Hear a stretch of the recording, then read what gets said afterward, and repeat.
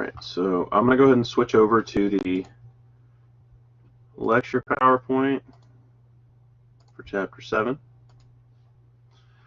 So if anybody has any further questions or anything they'd like to address, go ahead and pop in the chat, or you can just go ahead and speak up, but just bear in mind it might take me a second if I'm in the middle of a statement or something. Again, this is part of my effort to kind of get lectures recorded so you can review them at your own pace if you wish. So if you're not in CTS 120 and you want to audit this, you can. This is a networking chapter, so it is kind of similar to stuff that we'll talk about in Net 125 and CTI 120. So as per most things in IT, this is a lot of interrelated stuff. So Chapter 7 is all about setting up a local network. So rather than setting up something that we would see in a more commercial or enterprise situation, this is what you would have for a small office or home office, what we would call a SOHO environment.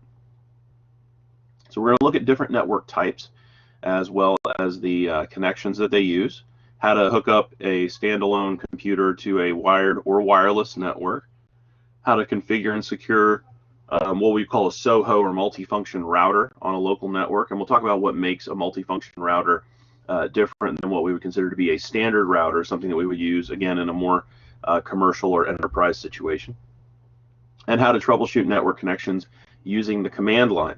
Now, some of you may not be as familiar with working in the command line, but I'll tell you, if you're going to work in IT as a technician, it's definitely something that you want to explore a little bit more, simply because it gives you a lot of flexibility and it gives you the ability to control things in a more automated sense, being able to do scripting and automation. So the types of networks that we deal with are defined usually by their geographical coverage as well as the technologies that we incorporate. Now, in the modern environment, excuse me, where we traditionally use just fiber optics and high-end copper lines, what we consider to be broadband copper, we worry more so about the size of the network. So a PAN, for example, personal area network, tends to consist of small personal devices, just a couple of devices connected to each other in a limited physical area. So this would be something like your Bluetooth connection to your headset from your phone, or connection to a smartwatch from your phone. These devices create what's called an ad hoc network. Ad hoc basically means that there is no underlying infrastructure that has to facilitate communication. So in a standard network, usually if you're doing wireless, you have what's called an AP, or an access point. That is connected to a switch or a multifunction router. That multifunction connection then goes to an outside network. So you have kind of an underlying structure of the switch or the router or whatever you have is allowing communication between your two devices. That's what we would call an infrastructure-based network. An ad hoc network, which we would see in the whole PAN style, is these two devices essentially configure themselves to talk to one another with no intercession. There's nothing working in between them. So with a Bluetooth device, obviously, you don't need any kind of switch or router. You just have a direct connection between the source device and the receiver. With a local area network, we cover a small local area such as a home, office, or other buildings. So this is a relatively limited network in terms of the physical scope, but it can be very complex in terms of the logical scope. So when we talk about physical versus logical, we have to talk about the way that we see things, physical, versus the way that the computer would see things, logical. A wireless mesh network, this is going to cover an area that is geographically limited in size, so something like Cape Fear's North Campus or downtown. It's great for places where cables are difficult to install. I've seen a lot of instances of this in like downtown in the historical buildings, simply because, you know, they have a lot of plaster walls as opposed to drywall. In historical buildings, they try and modify as little as possible, so running cable behind lath or any of those other types of constructions for those walls is very difficult. There's a lot of potential for damage. So a Wi-Fi system tends to be a lot less intrusive. They also tend to use a lot of what's called PoE, power line over Ethernet, so that you can include a power connection over the Ethernet line.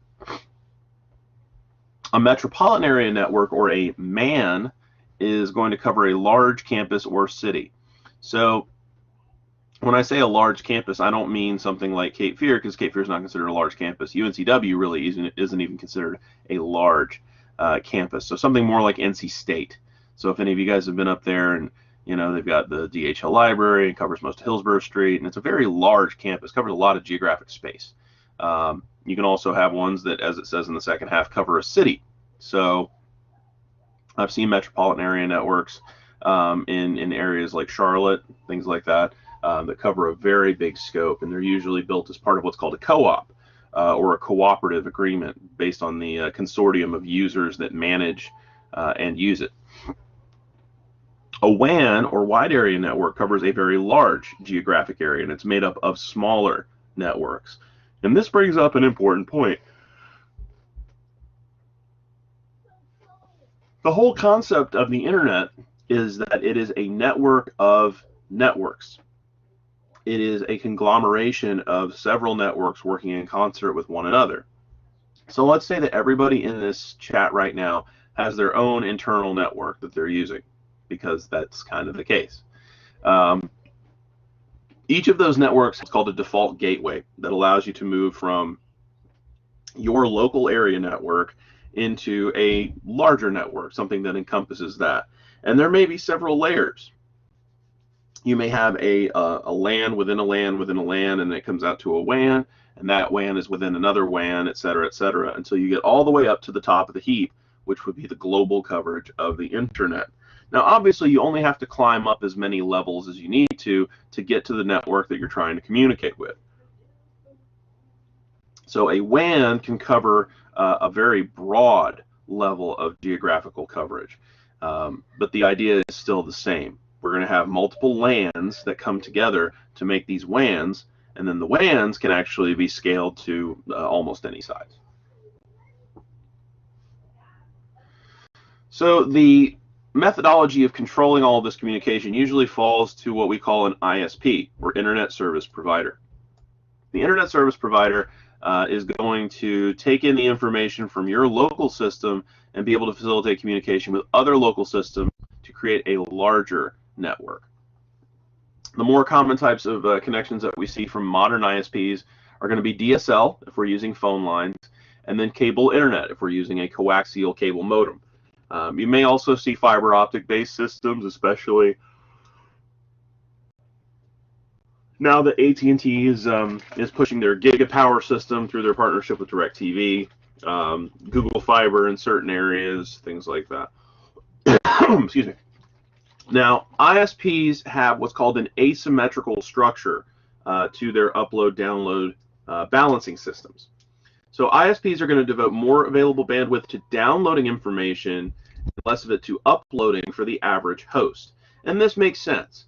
When you are logging into the internet on your particular, tablet or phone or laptop or desktop or game console, whatever you have, you are trying to retrieve information. You're trying to find something out. You're trying to, figure out, who did the Hurricanes win last night? Did what's the expected rainfall for this weekend? Blah blah blah blah blah. And with the quarantine going on, increasingly the amount of news and involvement that we have is retrieving information, getting news from the outside.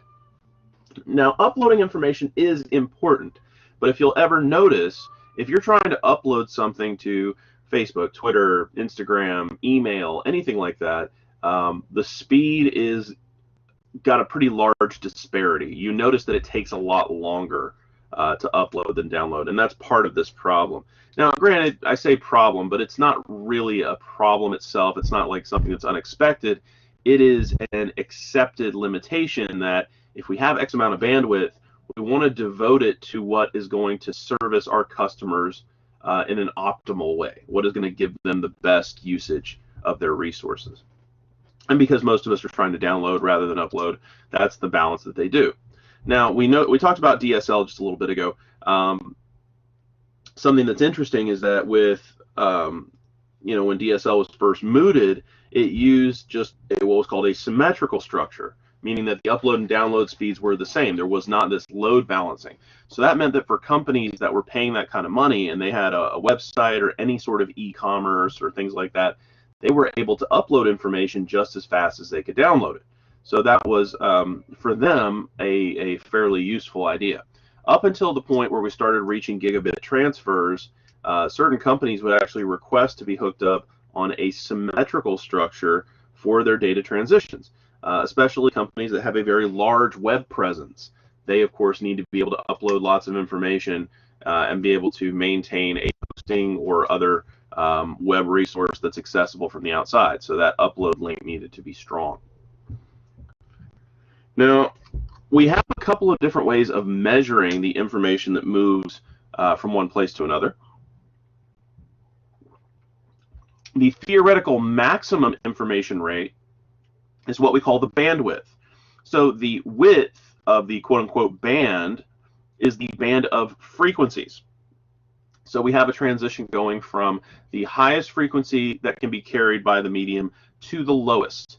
And then if we subtract the lowest from the highest, we get the width. We get the amount of frequency that can be covered.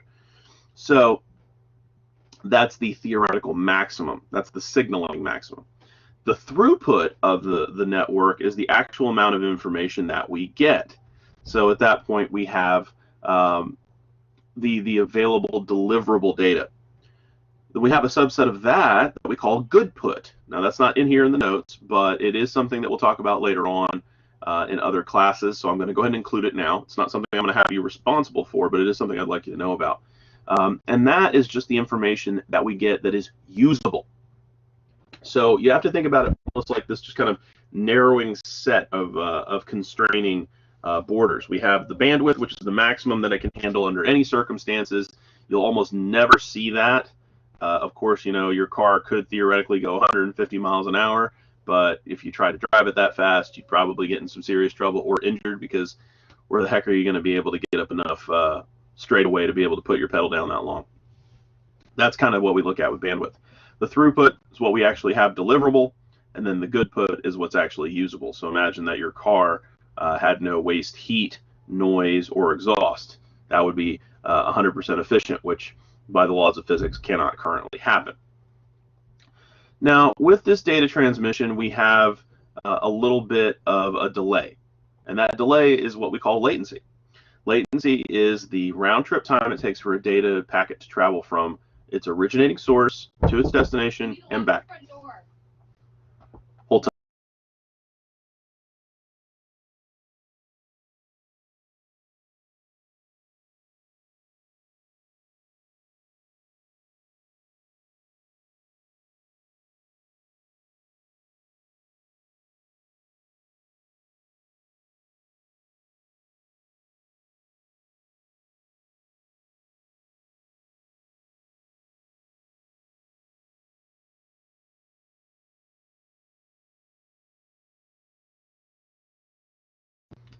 Sorry about the delay. Apparently my wife had an issue with trying to get the door to lock. Fun times.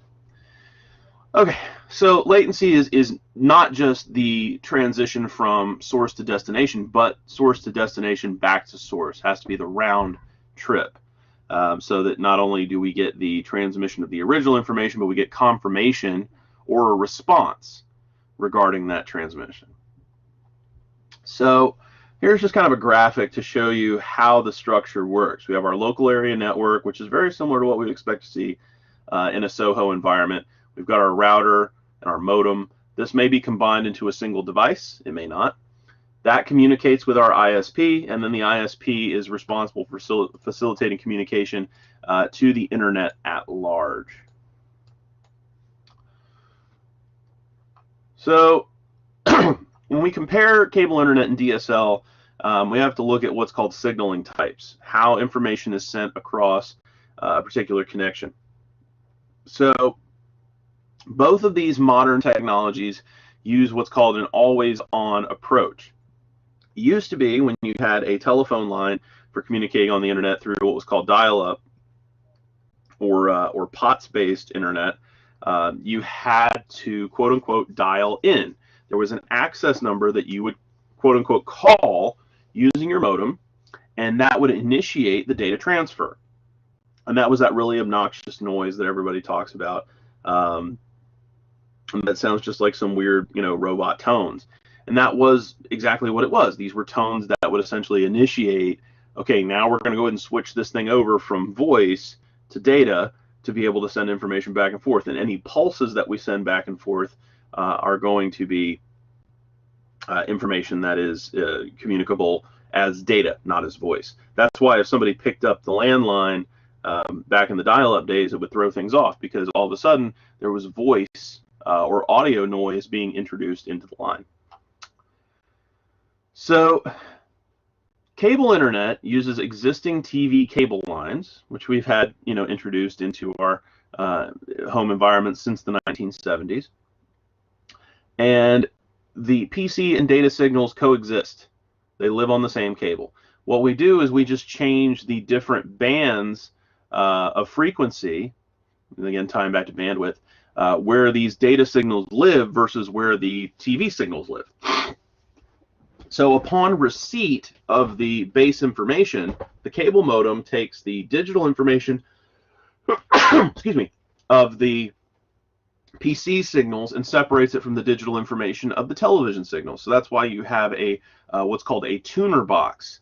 So even if you don't have DVR service, if you have Spectrum or Charter or whatever else, you probably have a box that is there that has to be set up so that it can interpret information coming through from whoever your provider is. If you don't have a box, you're either using what's called over-the-air digital signal coming through an antenna, or maybe you have a smart card that is built directly into your television that interprets those signals. But in any event, you still have to have some kind of intercession between your device and that ISP, that service provider. Now, if we have any information coming in that is digital, there are situations that it has to be converted into analog, and then vice versa. If we have a digital signal that's being sent out, it has to be converted to analog to be able to go over copper lines, because digital signals have to be done with specific types of voltage transmission, and then analog is what we use to transition over cables to be able to move it from one place to another through digital cable lines or whatever else. DSL is based on standard telephone service, but uses a different form of signaling to optimize the speeds. It uses the unused voice frequencies, and when I say that, be aware there's a ton of frequencies that are unused. If you look at what's called wave format for an audio file on your computer, if you were to use like Windows Sound Recorder or anything like that, and you were to save it as a wave, that would be kind of what we call raw data for audio. It doesn't have any compression. So that means that it samples at 44,100 kilobits per second. So there's a lot of information being captured. Now, the human auditory range only goes from 20 to 20,000 hertz. So the sample range that this thing is picking up is easily twice what your ears can actually perceive.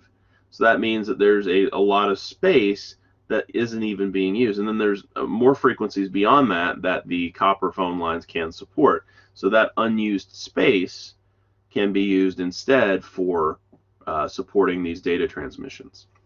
Now, because we are separating those frequency bands, and we use what's called a DSL filter in order to move information to and fro, we're able to use the same line for voice and DSL simultaneously, which was not something we were able to do with dial-up. We had to dedicate the line. Now, when we're deciding between cable internet and DSL, unless you have a very limited specific need, almost always you're going to go for cable internet, just because it's everywhere, and B, it tends to be the most versatile. Now, if we have an issue such as limitations for cost, maybe cable lines haven't been run where you are, but phone lines have, that might be something. And you do have to worry about with cable modems that you are sharing your infrastructure with other users in the same space. So let's say that I live in an apartment. I'm in my apartment right now.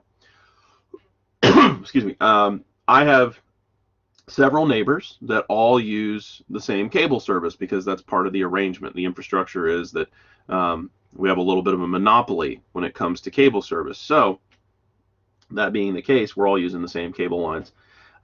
If everybody starts using, ultra 4K Netflix at the same time, we may see a degradation in that signal because everybody's basically on the same connection at the same time.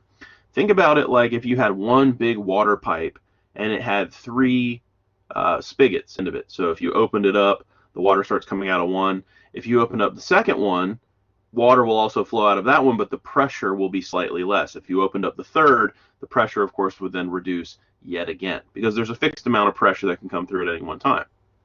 So very, very similar to what we see with bandwidth on that kind of infrastructure. Now, it's a similar setup for both. You have your cable line or your phone line connection that comes in. There's a junction box that it attaches to, and that's usually where the primary filtering will start. It'll amplify the signal, send it to the cable modem or other differentiation tool, and then it will separate it into phone and data signals separately. So this is an example of a DSL filter. You can see that it's labeled on the jack itself that there's a separate connection line for where the DSL connection goes versus the phone line, and then you see the actual plug-in filter that goes over here on the side.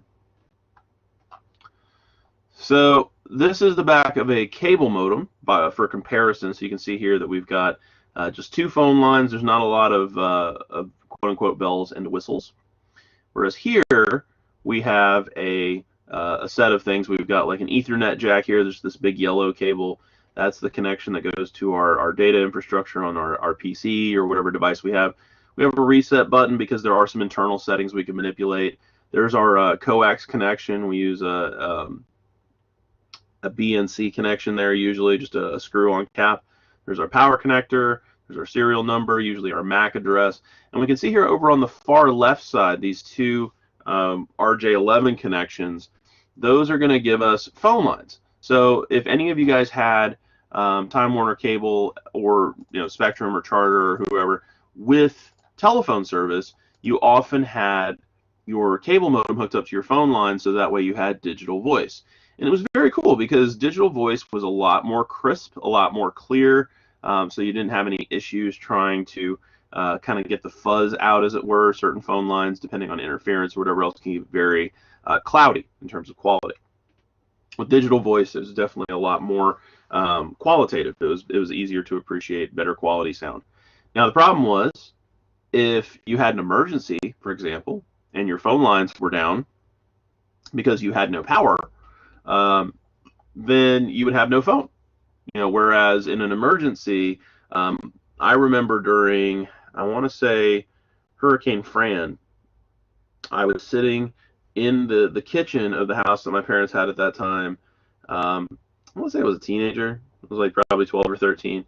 And I was sitting downstairs in the breakfast nook, just hanging out. I had this little, I don't want to say fort, but I had this little zone that I'd kind of camped out for myself. I had a lantern. I had my boom box that was powered by D-cell batteries. And I was able to pick up the landline for the house and call into the radio station. I was listening to Surf 107. I missed that radio station a lot. And be able to request certain songs. I was able to ask them to like play Tool or whatever else, because of course you don't sleep normally during those kinds of situations. So it's like 11:30 at night, and I was like, all right, man, I need something to kind of help me zone out. So I put on 46 and 2, and that connectivity does not exist if you're using a broadband-based telephone service. Now, of course, people will argue, well, you've got your cell phone, and that's true. But the idea is that even if you had no power in your house, which I did not at that time, I was running entirely on batteries, you still had a connection to get out in case of the need for emergency services. Even if my cell phone battery was dead, which I didn't have a cell phone at that time, I would still be able to connect to emergency services and get help if I needed it. So if we have a dedicated line using fiber optics instead of copper or telephone lines, we have what's called a dedicated PTP connection. We have a point-to-point dedicated line that goes from our source to our destination. And this is because fiber optic uses light pulses and is able to facilitate a number of connections on the same cable without having that overlap, without losing signal integrity or signal strength, achieving what's called a lack of attenuation. On a fiber optic line, something that is very, very thin, usually the size of a pencil, if not thinner, is able to handle voice data, internet data, and television data for hundreds of different houses. Now, your upstream and downstream speeds may vary, but you'll probably see a significant speed increase versus going through a cable or DSL connection, DSL probably being the lowest of all of them, simply because of the limitations of a copper line phone system. And then, of course, going all the way up through cable kind of being a mid-range, and then fiber optic being the most powerful, but definitely the most expensive.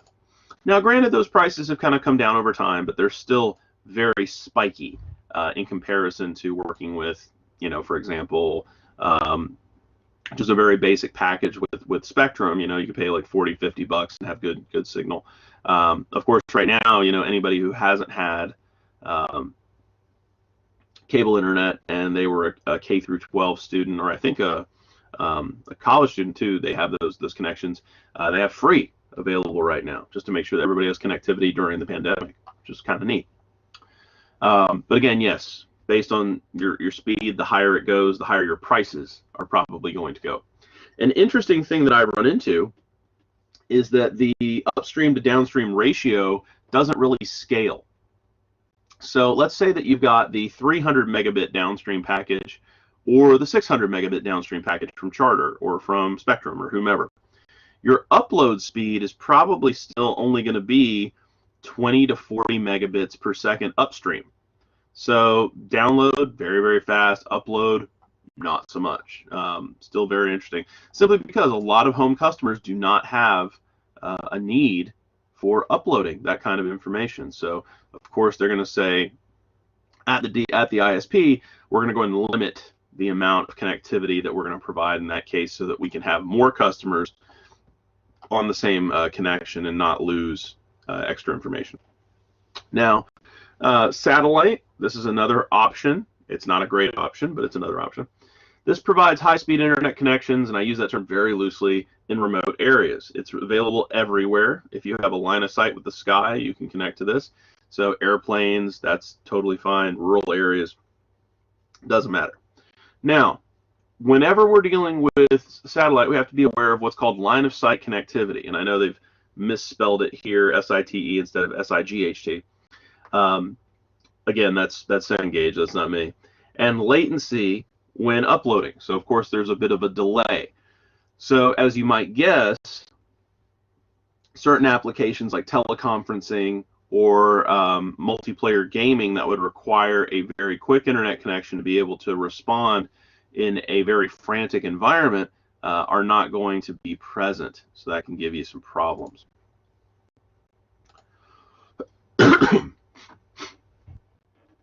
As I said a little bit ago, they also call dial-up what's called POTS. Now, POTS is an abbreviation for plain old telephone service.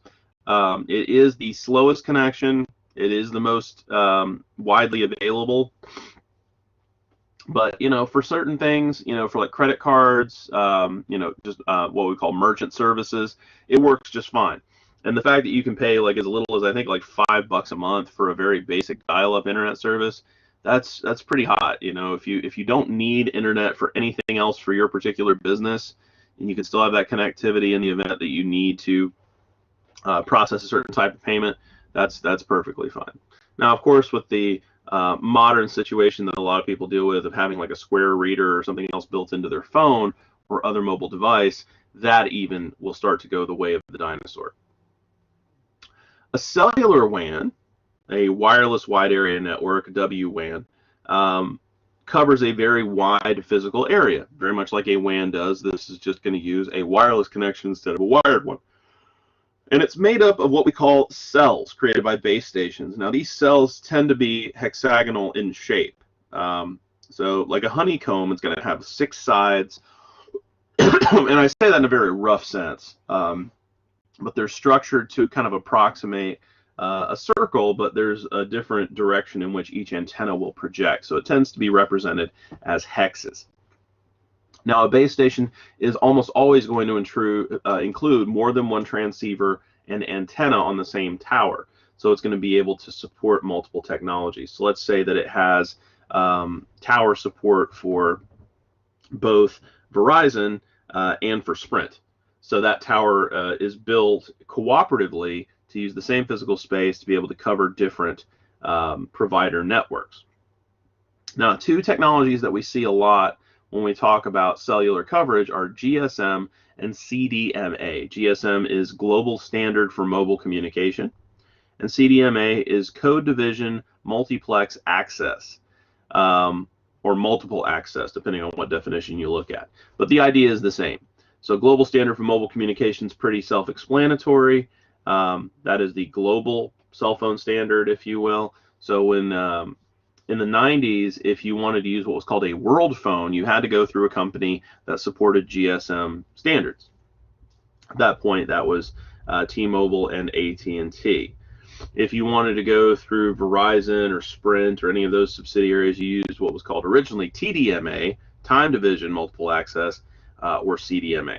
So the idea is that you would use either different code numbers or different intervals of time measured in milliseconds to be able to interleave different conversations on the same physical transmission point. So being able to set up, maybe a dozen communications on the same tower, you would have to say, okay, every, 110 milliseconds, or it wouldn't even be that, it'd be more like every 5 milliseconds, I'm going to go ahead and flip between one signal and another, and the delay that your ear would perceive would be incredibly low. Long-term evolution, LTE or VoLTE, these are two different technologies related to one another that help to support what are called the base 4G technologies. So long-term evolution is meant to cover a number of different technologies blanketed under the terms of 4G. And then you have 5G LTE, where they're still using the same general technologies, but including some major revisions. And for those of you who have read it all over, 5G does not cause cancer any more than any other type of cell phone radiation. It's a new suite of technologies that is used to increase the speed of wireless technology that is available to us. And it is a pretty substantial increase in speed. So to connect a computer or other device to mobile broadband to a cellular network, we have to have the hardware to connect, so that's our physical adapter. Then we usually have to have something that tells the network that our traffic is supposed to be allowed. And that usually comes through like an RUID, or in this case, a SIM, subscriber identification module. So for those of you who have fiddled about with your phone, I'm sure you've seen this little plastic card I'm sorry, in the back of the battery compartment, or possibly on the side tray if you have like an iPhone, that has this little the metal contact plate on it, the little smart contact plate, very similar to what you would see on your bank card. That connects to the device and says, this is my, almost like a license plate to say this is who I am, so that means that this particular connection is legitimate. This person is being identified by an external module, and we can verify that their account is in good standing and that they have access to these particular services, whatever they may be. So some different things that we may see once a device is connected would be like an embedded mobile broadband modem, what we call a hotspot in certain cases. And then we have cell phone tethering, where we take the USB connection that we would normally use to charge the device and connect it to a laptop or other USB capable device that would then be able to borrow, if you will, that data connection and be able to use that instead of a Wi-Fi signal or something else. A USB broadband modem, these are also what are called cradle point modems. You would see these from companies like Sierra Wireless, things like that, that would plug in, and they would act as a modem slash antenna using USB. LTE installed internet, maybe it would be something that was built in rather, as a chip on board of the device. And then you can have just a standard mobile hotspot that you could run from something like a cell phone, or in certain cases there was the I think the drive on module. This was a hotspot that plugged into the OBD2 port on your car and provided mobile Wi-Fi while you were driving for people in your car. So if you were a parent who had kids and you wanted to make sure that they had access on their tablet so they could watch, Mickey Mouse Clubhouse or whatever else, that'd be something that you could then invest in. That might make it a little bit easier rather than having to hotspot your phone or consistently, downloading information, or have to have their tablets be connected via a Wi-Fi interface that was generated through cellular. So as I said, cell towers tend to be represented hexagonally simply because it's just an easy way of being able to divide up the space that these devices would cover. Here is our SIM card slot. So if you look right in the middle of the image where the back of the phone is, and you can see the stickers for the MEID. I'm trying to remember. It's the Mobile Electronic Identifier, I believe is what that stands for. If you look up and to the left of that, you'll see where the arrows point. That's what's called a nano SIM. It's a very small one. There are also standard micro SIMs that are a little bit bigger than that. And then there's a full-size SIM card, which looks to be about the same size as your thumbnail.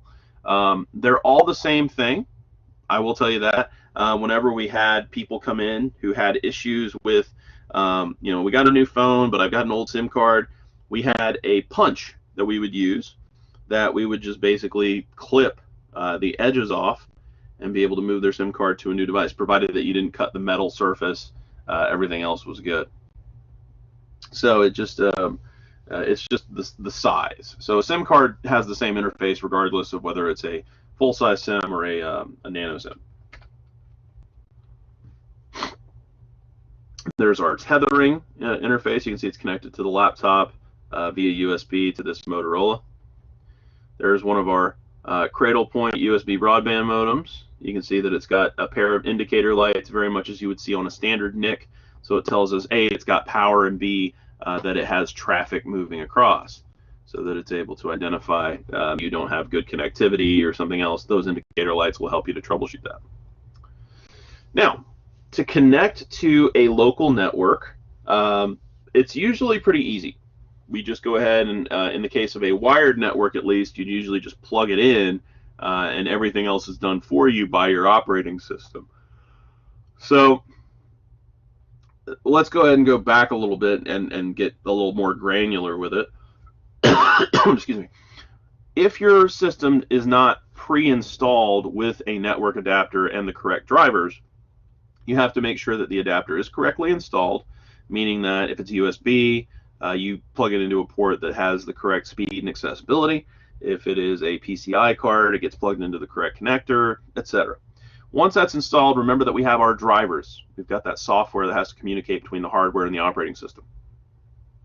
Now, if it's a wired network, if we've done everything correctly with the adapter itself, we should be able to just plug in the cable from whatever our source is, if it's the cable modem, if it's the wall jack, if we're in a building that already has wiring for Ethernet. In any event, we have a connection between the two devices. We plug it in. And as I said, for the little cradle point modem, you should be able to verify the connection lights. So you should see one for power, then you'll see one for network traffic, and it'll usually go from yellow to green. Now, because it's a very particular shade of yellow, they usually refer to it as amber. It's got kind of an orangish tone to it, so just bear in mind that if you hear somebody say, are the connection lights amber or green, they mean yellow, but it's just, again, in certain industries we have a level of communication that's sometimes slightly more detail oriented, a little bit more uptight, if you will. Now, for a wireless network, we have to make sure that we have a wireless enabled NIC, network interface card. Once we do, thankfully, if we're in Windows, I'm going to try and be Windows centric here because that's most of what you'll see. You'll have a network icon that comes up in your taskbar, your toolbar, or something else that will show that that network connection is available. You can go and click on that, and then you can go ahead and select your network. Once you've selected your network, you click connect, and depending on whether or not you have a what's called a PSK, a pre-shared key, or if you have an enterprise login that requires a username and password, or if you have a key fob authenticator or anything like that, you'll provide your credentials, and then those credentials will allow you access to the network if correctly entered and configured. Now, if this is the first time you've connected to a local network, there's some privacy stuff that'll pop up. It'll ask you if you want to make the PC discoverable. This means, do we want to show what's in that particular device to anything else on the network? And if we're on a private network, sure, you can do that if you wish. That's how you can access things like printers or scanners or other computers that might be sharing things over that network. If you are on a public network, you're going to want to click no, because if you're visible, then other people are visible, and that could mean possibilities that people would try to snoop on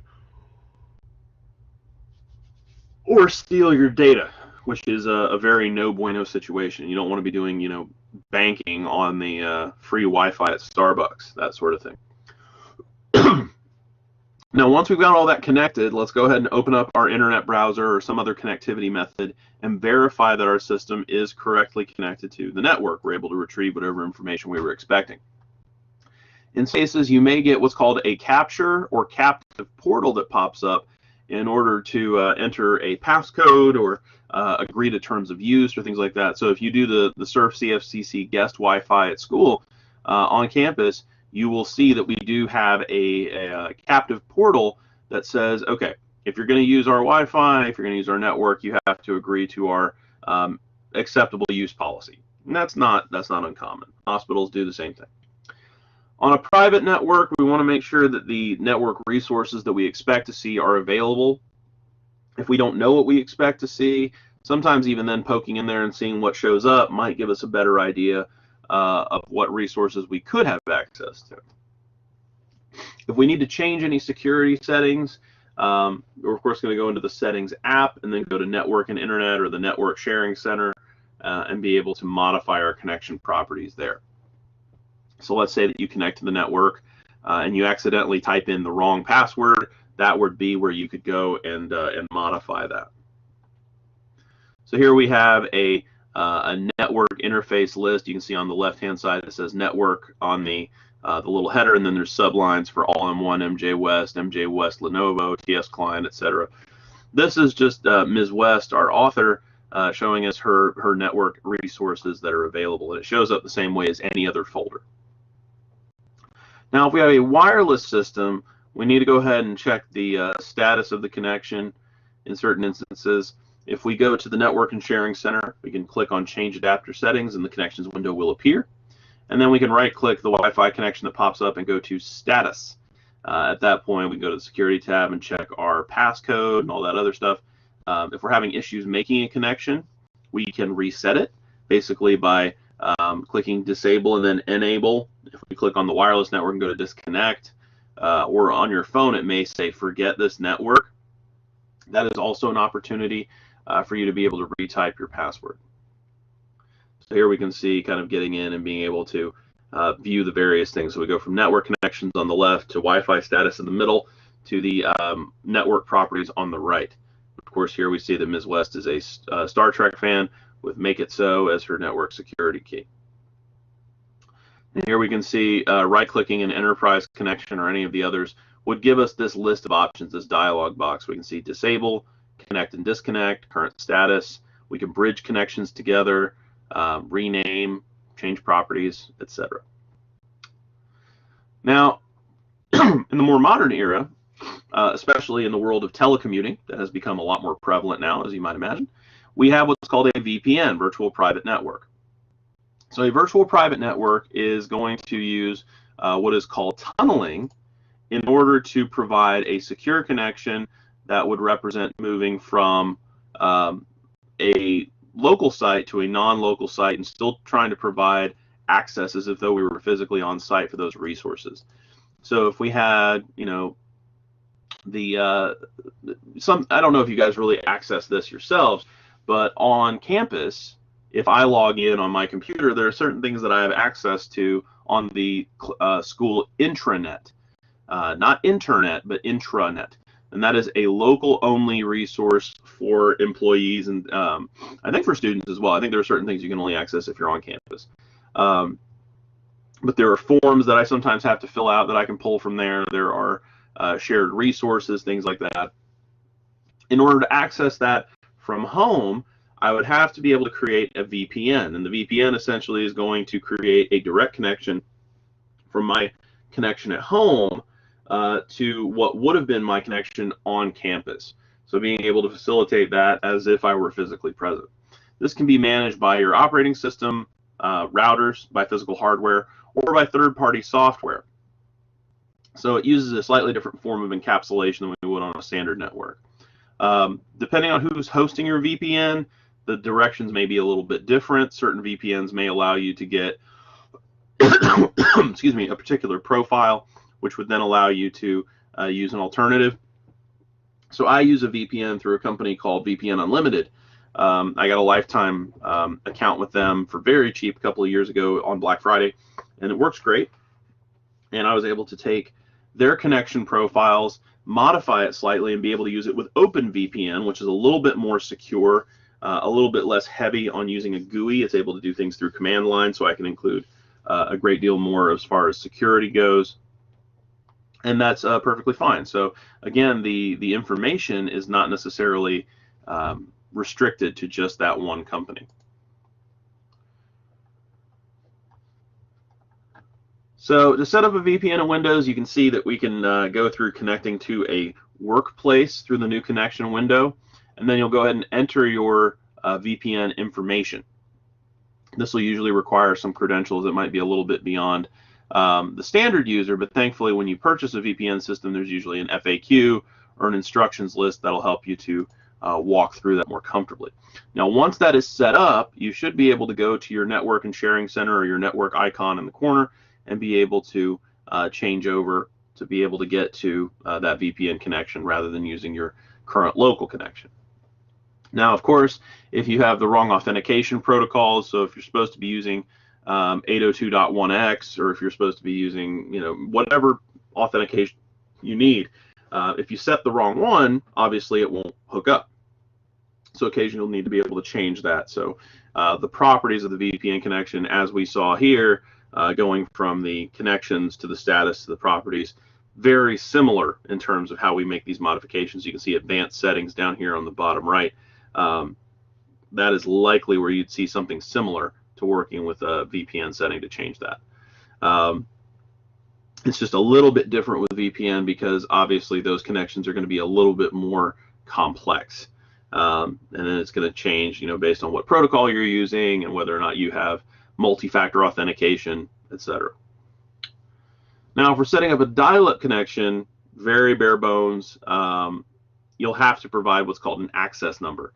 So you'll go ahead and you'll enter your ISP information to say, this is my username, this is my password, and this is the number my modem is supposed to dial to gain access to my data connection. Once that's set up, the dial-up will go ahead and go through. The modem will actually call up the ISP, and your computer speakers will actually make that obnoxious noise and be able to get your connection up and running, we hope. So we can see here, Ms. West has a connection through Earthlink, so we can see that she's got her username and password there, and then she's got her dial-in access number, and then if she clicks dial, that will process the connection there. Now, something important to notice is that with different types of connections, be it VPN, be it standard, wired or wireless or dial-up, we have to worry about not only the access method, how we get onto the ISP, but once we're connected, how is our computer or other device identified on the network? Because we have to have unique identification. We can't have anything going on to where a system is not unique, because if that's the case, it won't connect. If there are two devices that have the same network address, you have what's called a collision or a mismatch, and it will kick them off so that you can't connect. So that's not helpful. So we do this usually by means of what we call an IP address. So when the connection is first made, we assign this IP address based on a pool of accessible addresses given. There's a couple of different ways we can do this. We can use what's called DHCP, the Dynamic Host Configuration Protocol, which does automatic assignment, or we can have these put in through what's called a static configuration, where we type it in manually. Now, if we have an IPv4 address, that's going to use a 32-bit string of binary numbers, which are then written as four what are called dotted decimal numbers, 0 to 255, in 4 separate blocks. If we use the 128-bit string, that is a 64-bit address, that's going to be 32 hexadecimal characters put all together. So it says here 8 hexadecimal numbers. It's actually 8 blocks of 4. So here we'll go ahead and take a look at the IP address first for IPv4. You can see here that the numbers, each in the example, 192.168.100.4, are all between 0 and 255. So that's our minimum and maximum. When we look at the subnet mask, we can see that 255 is in 3 of the octets with a 0 at the end. Now, a subnet mask has to be all ones up to the first 0. After the first 0, everything has to be a 0 after that. There's never a point where a subnet mask will stop and start in terms of the ones that are involved. And that's because when we combine the subnet mask with the IP address, we should get what's called the network address. That network address allows us to identify whether or not 2 IP addresses are on the same network or not, so they can share information locally. We have what's called a default gateway that we have to include. The default gateway allows us to move outside of our local network and communicate with other devices. This allows us to access things like the internet. And then sometimes this will be automatically assigned. Sometimes this will be statically assigned, what's called a DNS server, domain name system. This allows us to take something like the text of www.google.com and convert it into an IP address, or what's called a URL, that could be identified uniquely and be able to connect to that resource. Human beings are really good at being able to remember names, but not so great at being able to remember strings of what seemingly random numbers. So at that point, it would be easier to remember Google as opposed to remembering, 212.1.5.12.8. I'm just making up numbers that would fit. That's not necessarily a public IP for Google. Now, if we type in this information manually, that creates, as I said, what's called a static IP address, which means that as we move from system to system, that information will not change. Now, if instead we use what's called a dynamic IP address, there are situations in which we will have an IP address that can change based on the physical location of where we are. If we move from network to network, as long as we have the authentication credentials, our IP address, subnet mask, and default gateway may change. Now, in order to set these up, just as we saw a little bit ago, we were looking at dial-up, we're going to go to the Network and Sharing Center or Network Connections window, multiple names for similar things. And then we're going to go to our network connection in question. Maybe it'll be something that says like Ethernet, or it'll say LAN 1. There's any number of different connections there. And we're going to go to the Properties tab. Now, we're going to select our IP version. Is it IPv4? Is it IPv6? It's largely immaterial. Both of them will work. It just depends on what type of connection we're trying to hook up to, whether or not it will be the most efficacious. In any event, the default is traditionally IPv4, so we're going to go with that first. We'll go ahead and hop that in, and then we'll go ahead and type in whatever we need for our dynamic, or for whatever we need for our static address. Excuse me. If we want to use dynamic addressing, we just leave the default on, which is to select DHCP. It'll be a button that says select this IP information automatically. So here we see that the IP settings are currently on manual. If we had them on automatic, all of these boxes would be filled in for us. Now, if we're using a laptop or other mobile computing device, and we want to make sure that we are able to move from one network to another without having to constantly make changes, we can create what's called an alternate configuration. So we can have more than one IP address configured for our system. And this means that we can go in and we can have DHCP set up, but that alternate configuration means if DHCP fails, it will go ahead and try and use this alternate configuration to let us get to our static IP information. So once all that's set up and we hit OK, we can save it, and we can have multiple networks that we can connect to using the same credentials. So if you guys have a situation where you have typed in your username and your password for the Cape Fear network, and it connects or disconnects based on whether or not you're in physical proximity, bear in mind that is not a static configuration. That is your DHCP-based configuration. But faculty, in certain cases, depending on whether or not we need to be able to access a particular server or virtual machines or anything that has an external facing IP address, we may need to use static IP so that we can connect to it based on whether or not we're physically present in the same network area. So here we can see automatic addressing being selected versus user configured for our alternate configuration. Now, if we're connected via a USB connection, if we're connected via external device or a NIC, meaning that we have our wire connection through an RJ45, we have a couple of different changes we may need to make depending on the features that we wish to take advantage of. And on an adapter, we of course have different drivers that are going to be engaged or disengaged based on what features we need. And based on those changes, we may have different Ethernet speeds. Now we have what's called full duplex and half duplex transmission. Full duplex is like a telephone call. We're able to send and receive information at the same time. And that can be good, that can be bad. You can have a lot of stepping over. The only time it really becomes quote unquote bad is if we have a mismatch where one is connected to full duplex, one is to half. Half duplex only works in one direction at a time. So we have, I can send, and then I have to wait, and then I can receive information, as opposed to full duplex, which can do both at the same time. There's also what's called simplex, which is where we can only send or only receive. It's a bit more like a radio station. If you have a radio receiver, you can only receive information from the radio station. If you're a radio station yourself, you can only transmit. Every network adapter has to have an identifying number called a MAC, Media Access Control Address. This is a 48-bit unique ID number hard-coded by the manufacturer. Now, the first half of this number, the first 24 bits, is what's called the OUI, the Organizationally Unique Identifier. This is able to tell you who made the NIC that you're using. The manufacturer in question could be somebody like Dell or Broadcom or Belkin or whomever.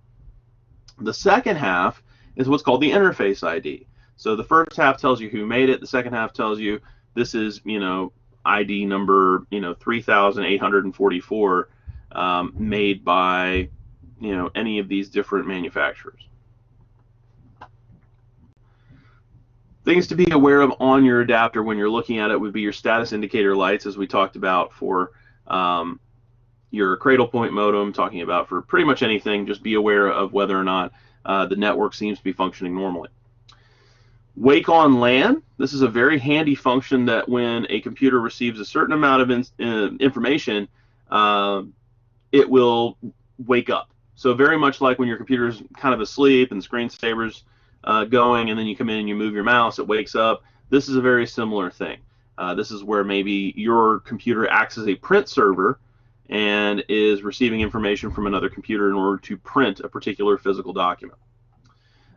Quality of service, or QoS. This is something that is much more common in modern devices, modern routers, if you will. This is going to control application priority on the network. So let's say that you have 5 or 6 different applications all doing different things that have network connectivity. But there's one, very much like this whole virtual classroom thing that we're doing right now, that needs priority. It needs to be able to make sure that it is bringing a high quality of delivery while it's working. And that kind of prioritization is done through QoS. It's going to go ahead and say, I'm going to take this particular Firefox window and I'm going to put its requests in a higher priority. So if it pops up and says, hey, I need these resources, it will be able to kind of fast pass around other connection types that might be present. Now, for a SOHO network, small office, home office, as you'll recall, we have to be able to understand what functions the SOHO provides us and how to configure them correctly. So based on what we've talked about in the previous 20 or so slides, we may have to change certain settings around, or we may thankfully have one that's pretty easy to automatically put together, provided that we've given the correct credentials. So a router, in simple terms, is just something that allows us to get traffic from one network to another, from an internal network to an external network. Okay? So a SOHO router is going to combine the functions of a router, a switch, a DHCP server, a wireless access point, a firewall, or possibly an FTP server.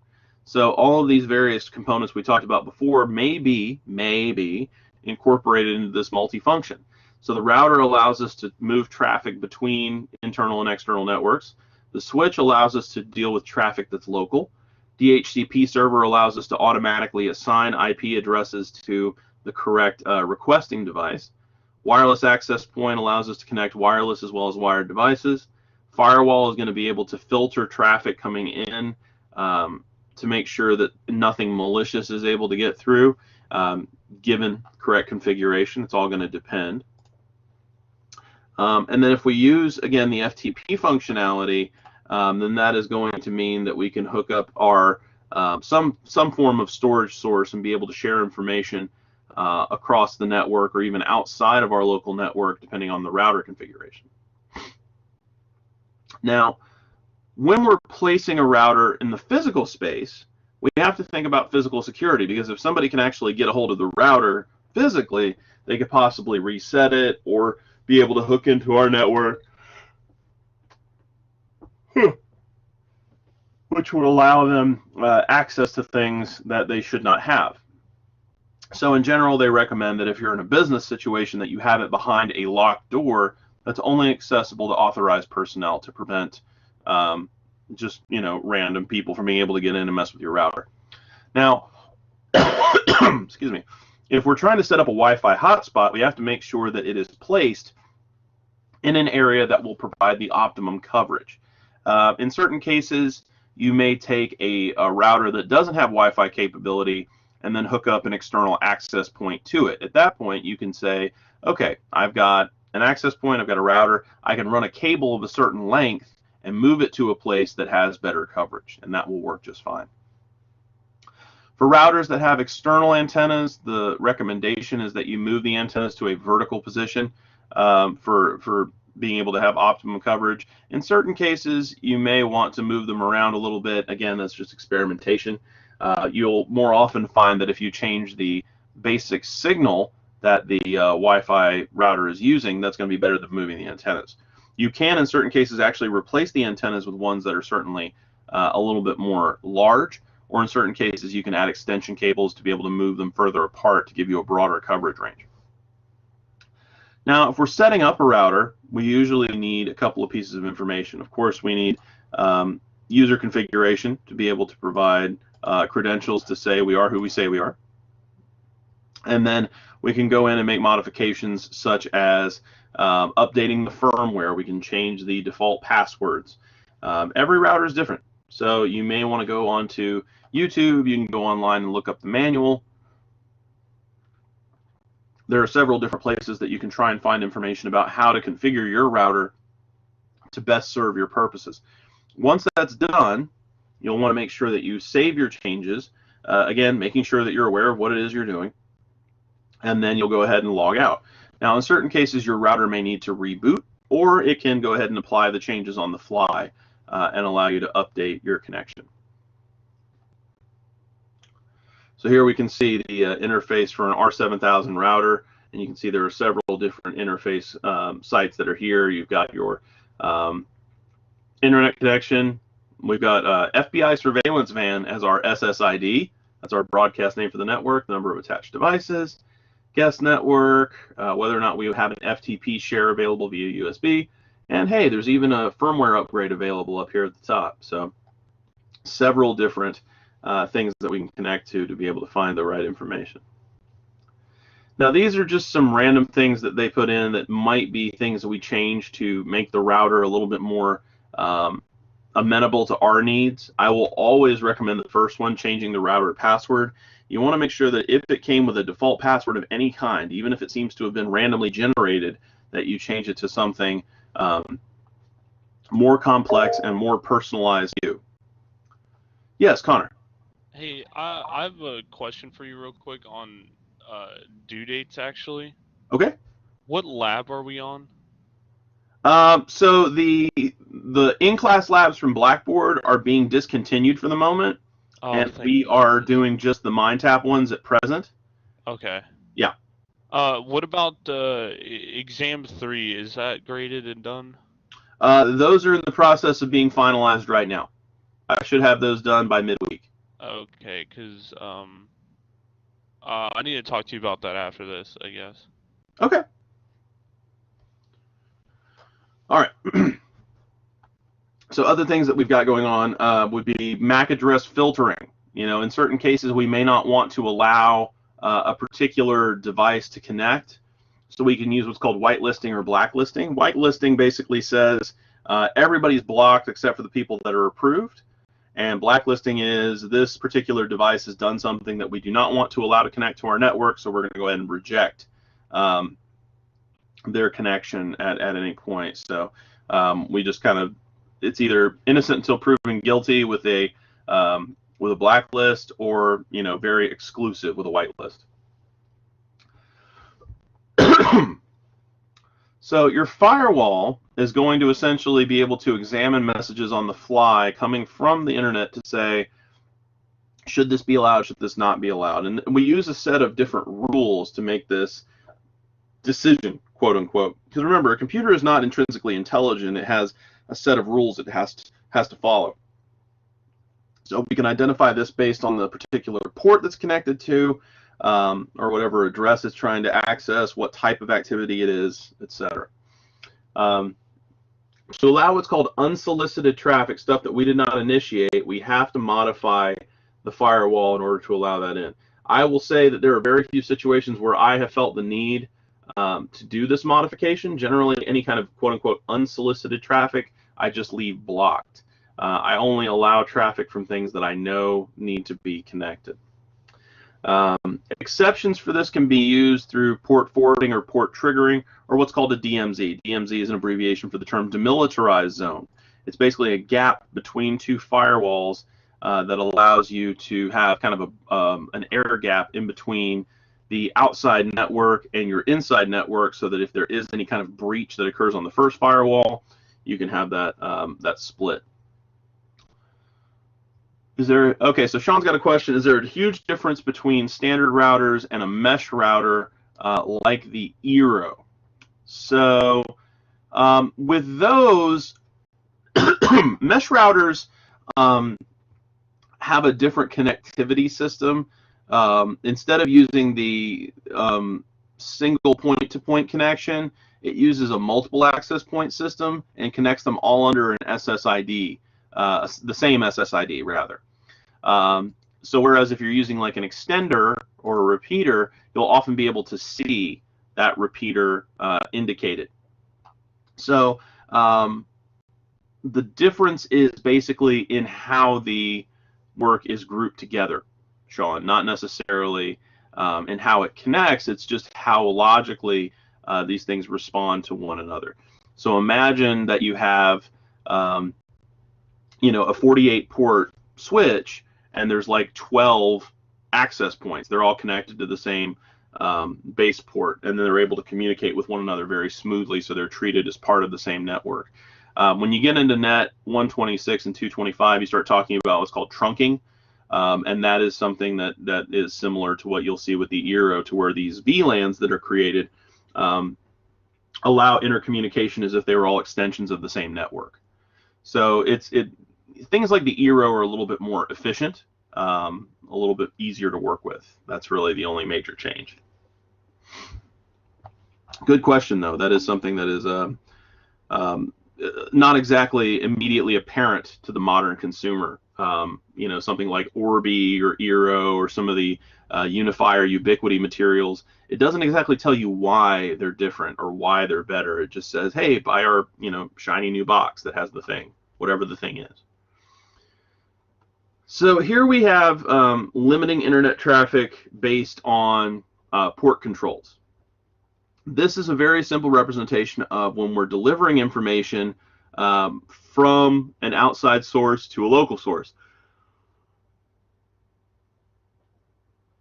On the left-hand side, we see that there is an email server listed at port 25. On the right-hand side, we have a web server listed at port 80. So we have IP address 138.6030.5.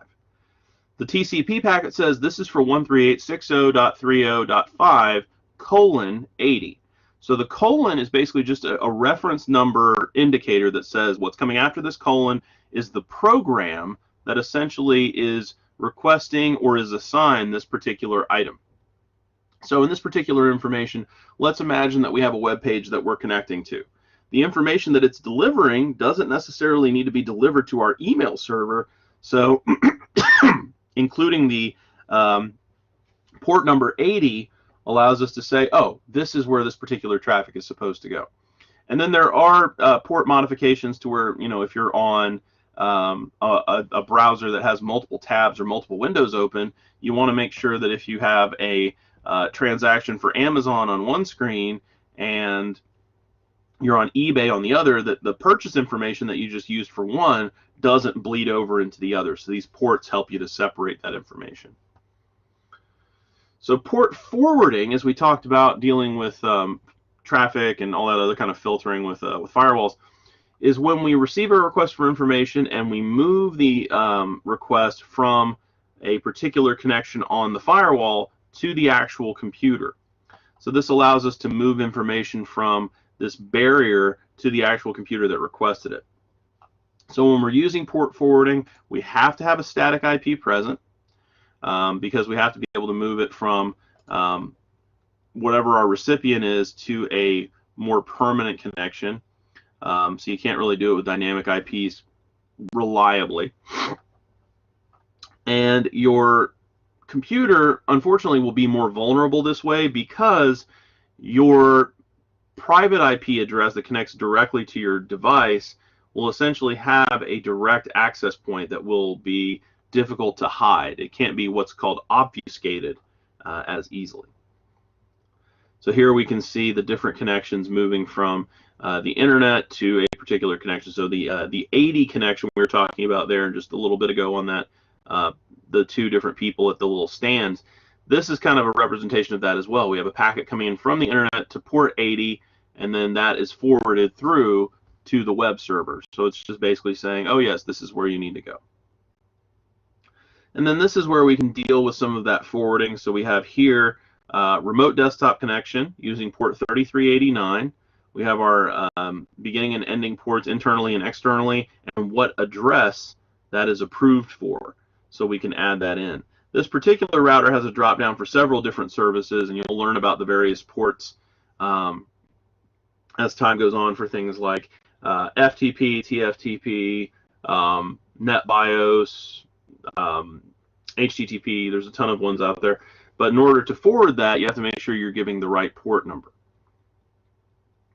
So here we can see that we've got kind of a firewall situation with forwarding to be able to receive information from an outside source and then move it directly to whomever needs to receive it.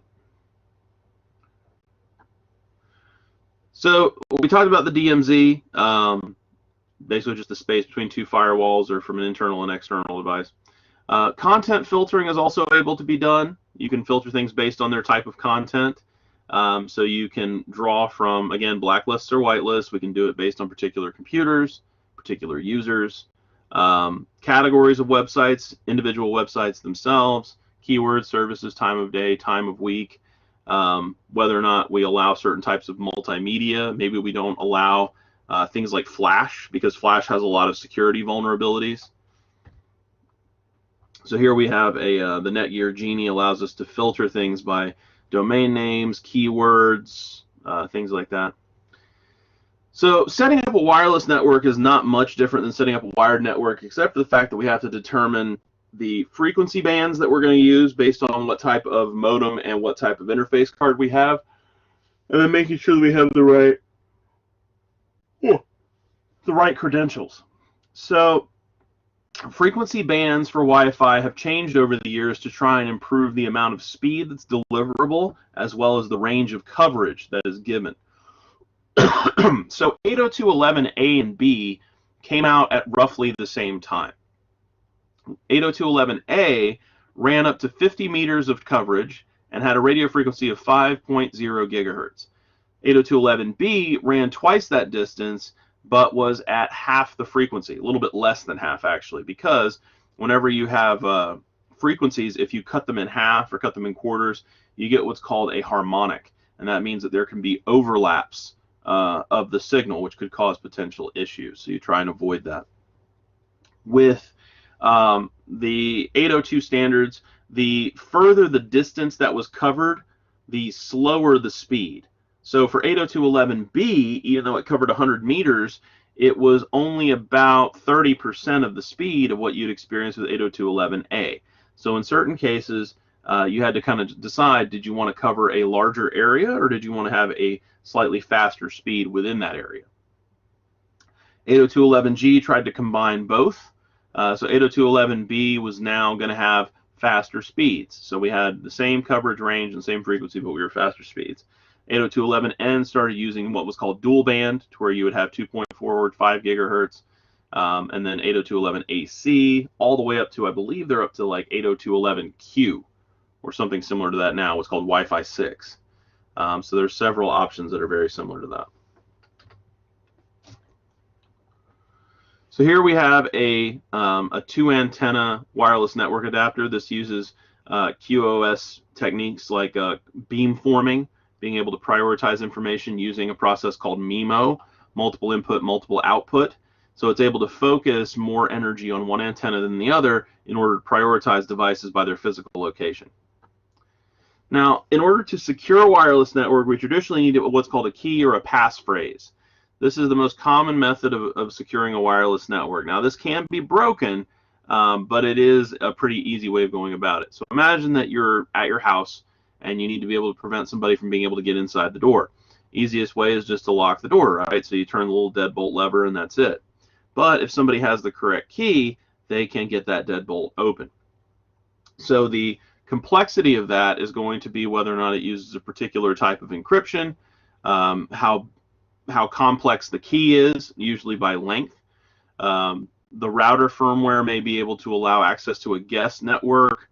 It may have what's called a fail secure option, to where essentially if the network is being assaulted by attempts to use the incorrect passcode, it may lock the person out for a given period of time. It may temporarily block their MAC address, etc. Now, it is best to enter a security key different than the password that you use to get to the router utility, because anytime you reuse a password, you're making it more vulnerable to somebody trying to break it open. Because human beings intrinsically are a little bit lazy, and they don't necessarily want to generate new passwords every time they access something.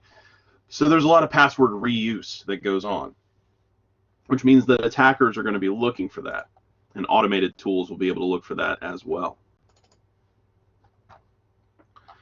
Now, our main standards for 802.11 networks are things like WEP, which we don't use anymore because the key used for the encryption is static, which means that it's able to be broken fairly easily. So do not use WEP, do not use WEP, do not use WEP. WPA is okay. WPA2 is a much more common standard, and then there's WPA3, which has some additional features but has not been widely adopted to the same degree as WPA2 yet. But it really is just kind of a matter of time. Now, some other things that we can do to try and secure the network is, of course, to change the default SSID or broadcast name, SSID standing for Service Set Identifier. And we can turn the SSID off. Now, we can treat this as just kind of a deterrent, because there is software out there that can discover an SSID that is not being broadcast. But it is just, again, it's a way of slowing things down. You know, if they don't see that a particular network is there, they are less likely to try and go after it. The channels for the wireless LAN, there's a specific sub-frequency within the main frequency of the transmission that is used to avoid collisions and interference. So if you're having issues with a channel, let's say you're set on channel 3, go ahead and jump up to like channel 5 or channel 6 and see if that gives you any difference, because somebody else in your immediate physical space may be using that same frequency. Some APs actually allow you to adjust the power levels of your radio to reduce interference. You can artificially reduce the range of your network. So if you're concerned about privacy, like if you're in an apartment and you don't want your Wi-Fi network to be accessible from the street, you can actually back that up. And you can also save a little bit of electricity that way, because there is a requirement of being able to pump in a certain amount of voltage to be able to make your AP send out that signal over a given distance. So here, of course, we can see an example of a Linksys router that has some variations like we talked about here, whether or not we're using 2.4 or 5 gigahertz, whether or not the SSID is broadcasted, what channel it uses, etc. Now, wireless QoS usually requires what's called WMM, Wi-Fi multimedia. Excuse me. And we can prioritize different types of information based on their content. So video could be prioritized over audio or vice versa. WPS, not a process I particularly recommend, because there's a lot of little security holes if you don't manage it correctly. This will go ahead and generate the SSID and security key for your network based on a random string of automatically generated numbers and letters. Now, if we have a situation where somebody keeps trying to spam the WPS connection, we want that to fail securely. So if somebody keeps trying to use it, we'll just allow it to cut itself off. So if somebody tries to hook in the pin, then they'll be like, okay, nope, you obviously do not know your pin, so we're going to go ahead and block this for a certain period of time. If you take net 125, we talk about blocking a certain amount of attempts for a certain amount of time. Now, if we're having issues with our network, we have a couple of different ways we can work with that. There's a couple of different tools we can use. Ping, ipconfig, nslookup, traceroute, net, which has several different subcommands we can use, things like net stop or net service, and then net stat, which is a little bit different. You'll notice that net here, where it says 2 net commands, is a single word, whereas net stat is a conjunction of 2 words. So in the title bar here, I'm going to give you the parameters. So we can see ping -a-t and then whatever your target name is. This allows you to send an echo request to a remote computer that will sometimes give you a reply if configured correctly. This allows you to figure out how long it would take for a certain packet to be able to move between those 2 computers, or whether or not that computer is even responding. If you're using something like looking up a website like Google or Cisco or CNN, that will actually test whether or not your DNS is working, which is something occasionally you will have to go in and verify. So here we have some examples. We've got ping 6932.208.75. This is going to ping a particular IP address. If you use the -A flag, that tests for name resolution. -T essentially is what we call the infinite ping. It'll keep pinging until we turn it off. We have to use Control C in order to stop that. If we ping a loopback address like 127.0.0.1, this essentially tests our local TCP/IP stack to make sure that the internal stuff seems to be working, that it goes through the normal process. It's kind of like checking to make sure your wallet's in your back pocket. If you pat your pocket there and you don't feel your wallet, then obviously you know that something's up. So it's just a way to make sure this isn't something external, this is something internal. ipconfig, that gives us a number of different internet protocol configuration issues for certain interfaces. So we can see things like /all, which shows all of our different network configuration information. Release, renew, display, and flush DNS. These allow us to modify an address that may not be behaving. nslookup, this allows us to test name resolution problems. So that's where that NS comes from, is namespace or name server. Zone data for a DNS server is the portion of the DNS namespace that the server knows about. So when we're trying to find excuse me, a particular website's IP address because we're having trouble connecting to it through using the domain name that it was given, what's called its FQDN, fully qualified domain name, we can then retrieve it that way. So we can use these reverse lookup processes. So here we can see nslookup Microsoft.com. We've got our public DNS, and then we've got our non-authoritative answer giving us some information about the publicly accessible IPs for this particular site, whatever it is. So here we've got 5 different addresses. Trace route or trace RT, depending on who you talk to. This is useful when trying to figure out a problem when you're having issues reaching a destination host. So, the connection seems to be good, but you can't get to this particular website without having some issues. Well, traceroute is like ping, except it keeps track of the movement from one place to another. So as you go from one source to the next, it actually keeps track of how long it takes to get there, as well as whether or not it was successful in arriving. So it gives us what's called a TTL, time to live, and then as that packet moves from one location to another, that TTL decreases. We have to have a value like this because we don't want to create what's called an infinite loop or an infinite packet traversal. So essentially, as the packet moves from place to place, you want it eventually to expire so that way those packets don't just float into nothingness and congest the network. So here we can see a trace route command going from Ms. West's computer to the Cengage website. And we can see here that the known IP address is 69.32.208.75, and we're going from her local network to these different charter branches here.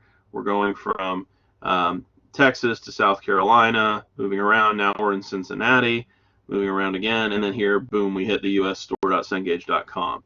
So we can see that there's these time loops, these different addresses that it's moving to. Now, if we run into a situation where you can see something like a request timed out, if we see that happen, and it does it pretty much throughout the entirety of the communication until the TTL dies, then we can assume that that is a point at which this particular network transition is not allowing routing to complete. So that would be a point at which that communication path was failing. Now, I brought up net a little bit earlier about being multiple commands. Net is kind of a pre-command, if you will, and it requires a second parameter in order to give you a particular connection and allow you to complete a particular command. So net use allows you to connect or disconnect a computer from a shared resource. You can substitute one connection for another. You can route information from, an Ethernet connection through a dial-up connection as far as like passing information that would normally be there. This is something that you see a lot for older hardware. If you have to connect via a COM port that is not traditionally used, you can actually use a USB or Cat5 connection as that connection instead. So for example, in order to pass a username and password to the blue light remote computer and then map a network drive to the medical folder on this, we would use the net use, giving the username and password, and then we would type in net use Z to establish a network drive mapped to the letter Z using that particular folder. That's a very simple example. There may be more complex ones that you would experience, but that's the same general idea. And then there's also net user. So if we add an R to that, that allows us to modify user accounts. Again, what you notice is that these are things that we probably could do in the Windows GUI, but the difference is if we do this in command line form, this allows us to script things and to automate them so that way we can make sure that we handle multiple users correctly at the same time. Net stat, which is not the same as net space stat. I'm not even sure if that's a command, I don't recall. But this gives you network statistics about the activity and parameters of your various network connections. So if you have curiosities about, whether or not a particular connection is giving you what you need, you can output that to a file. You can check to see whether or not certain programs are using a connection that shouldn't be. You can see process IDs, etc. So that is chapter 7. Does anybody have any particular questions or concerns about what we've just discussed today?